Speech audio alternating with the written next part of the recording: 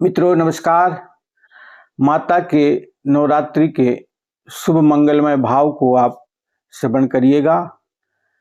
जैसा कि देवी के सुंदर भाव है, प्रथमम शैलपुत्रियम, द्वितीयम ब्रह्मचारिणी, तृतीयम चंद घंटेसी, कूष्मांडे चतुर्थकम। इसी क्रम में हम माता की महिमा का वर्णन करते हैं। माता की महिमा में माता का जो नवार्ण मंत्र है, ओम ऐं ह्रीं क्लीं चामुंडाय विच्चे, इस मंत्र में ओमकार परमात्मा का स्वरूप है। इस अस्तित्व को, इस संसार को जिसने धारण किया है वो ओमकार है। वो निराकार सत्ता है। उसको अगर आप जान लेंगे तो आप परमात्मा की खोज में पारंगत हो जाएंगे, यानी आप उसका अनुभव कर लेंगे। उस अस्तित्व को जो जान लेता है, जिसमें हम सब डूबे हुए हैं, कैसे जैसे मछली जल के बीच में रहती है लेकिन वो अनुभव नहीं कर पाती कि मैं जल में हूं, ऐसे हम लोग उस अस्तित्व में डूबे हुए हैं लेकिन हमें अनुभव नहीं हो पाता है। लेकिन जो जागृत महापुरुष हो गए हैं वो इस बात का अनुभव कर लेते हैं, तब वो बात कहते हैं। अभिव्यक्ति जो करने वाला व्यक्ति है वह अनुभव युक्त होता है, वही परमात्मा की कृपा से जान लेता है जिसके ऊपर परमात्मा की कृपा होती है। तो इस नवार्ण मंत्र में ओमकार उसी का प्रतीक है और हमारे सनातन धर्म में ओमकार से सभी मंत्र प्रारंभ होते हैं, इसलिए बहुत महत्वपूर्ण है ओमकार। ओम को जानने वाला परमात्मा का अनुभव करने वाला हो जाता है। इसलिए मित्रों प्रयास करके ओमकार को जानो। तो ये जो देवी का नवार्ण मंत्र है, इसमें आता है ऐं ह्रीं क्लीं।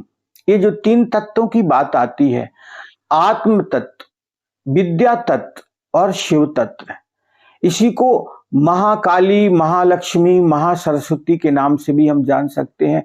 महादुर्गा का ये तीनों देवियों का सम्मिश्रण रूप है और इस भाव को आप समझ सकते हैं। कोई भी व्यक्ति अगर ह्रीं तत्व की उपासना करता है तो उसके जीवन में एक उपलब्धि होगी। कोई ऐं तत्व की उपासना करता है तो उसके जीवन में वह उपलब्धि अलग होगी, और कोई क्लीं का उपासक है तो वो भी अनुभव कर पाएगा।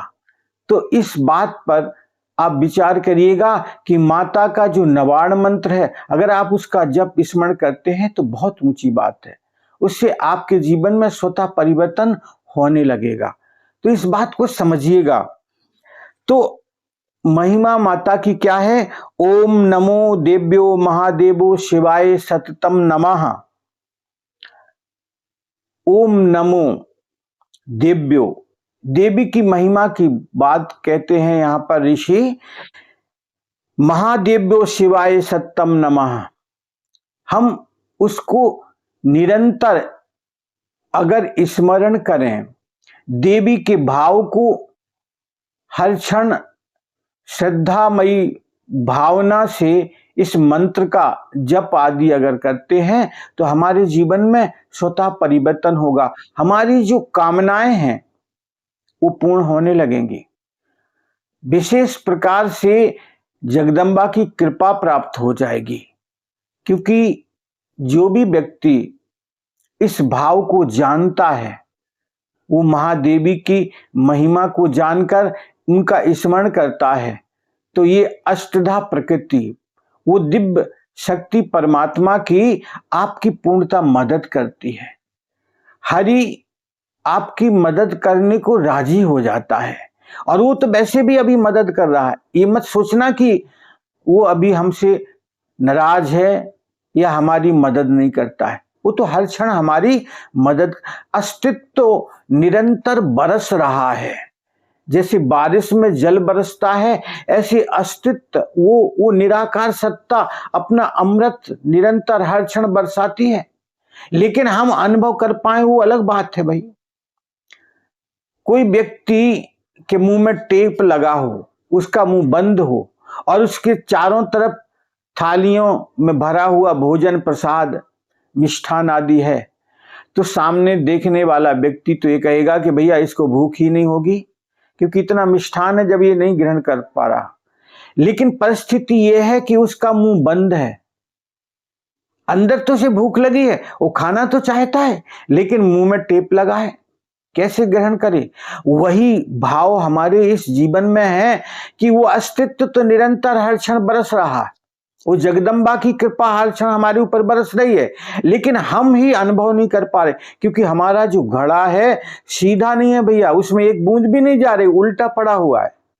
जिसका मुंह नीचे है और जिसका आधार ऊपर है, तो बरसात होकर के वो बाहर फैलता जा रहा, हमारे अंदर तो एक बूंद भी नहीं संग्रह हो पा रहा। इसलिए थोड़ा अपने विवेक को जागृत करिएगा और उस अस्तित्व के भाव को समझने की कोशिश करिएगा।